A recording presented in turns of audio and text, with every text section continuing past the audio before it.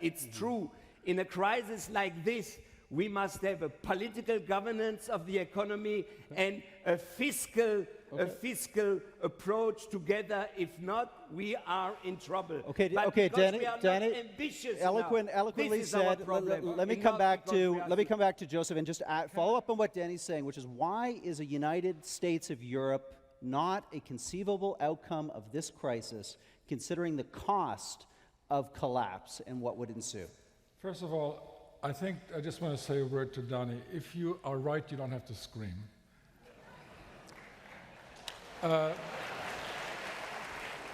Second, the problem with the two of you is that you assume the desirable. If we had the political will, if we had political union, then we would overcome our problems.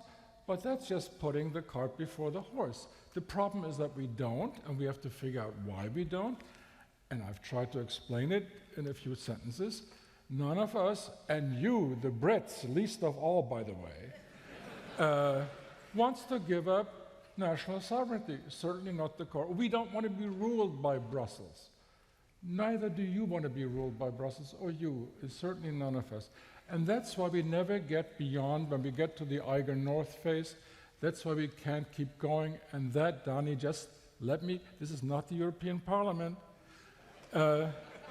This is not discuss. We try to talk to each other rationally, quietly, politely, respectfully.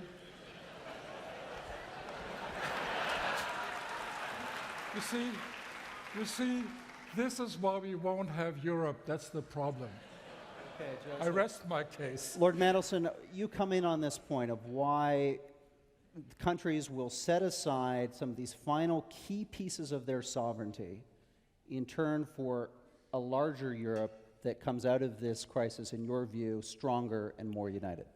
I don't think they do have to set aside their sovereignty, as you put it.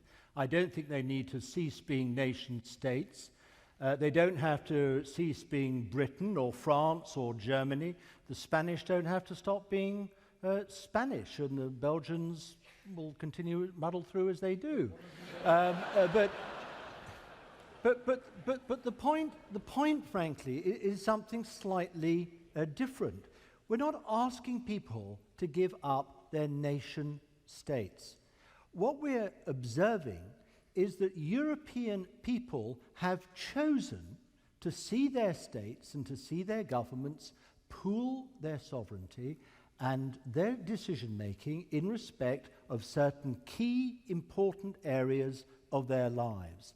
And the most important part of their lives is their economic lives, how businesses are created, how jobs are generated, how wealth is created in Europe. And by the way, you know, far from Europe being broke, I mean, we do still represent 25% of global GDP, and we don't have anything like the sort of debt mountain of the United States. Are you saying that the United States, because they have debt or debt, that they're broke? Of course they're not broke. Now, the point about the single market, which is, as I say, the biggest single economic space, a block of its kind, is two things in my view. One is in enabling businesses to trade across a single market of 500 million people.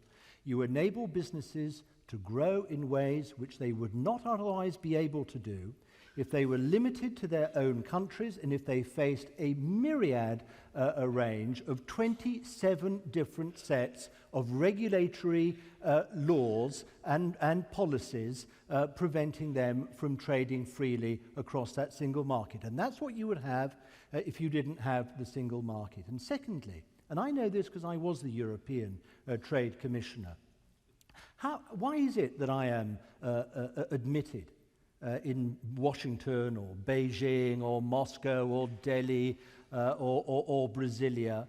It's not because I'm British. It's not because I'm Peter, charming, articulate, lucid. It's because I represent a Europe, a market of 500 million people, and those countries with their businesses and their job creation and their trade and their exports want to get access to our 500 million strong market.